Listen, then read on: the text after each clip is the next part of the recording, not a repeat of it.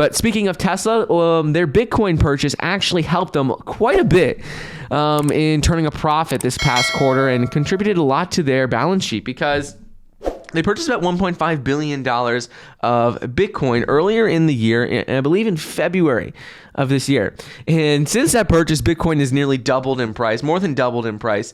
And according to their reports, they said they sold about $272 million of digital assets in the first quarter. So they did like a quick turnaround. They bought about $1.5 billion.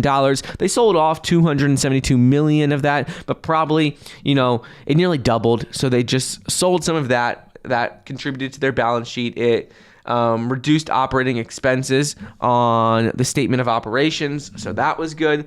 And they said really that this sale of Bitcoin contributed to about $101 million of $101 million of positive impact on their balance sheet. So this is pretty good. You can't count on this every single quarter, but Bitcoin has been doing very well. They still own, a lot of Bitcoin. They only sold 272 million. They bought about 1.5 billion. So they probably have around, 2.5 to $3 billion of Bitcoin, depending on when they sold off that 272 million. Either way, though, according to Tesla, they said that Bitcoin has proved to be a pretty good decision for them.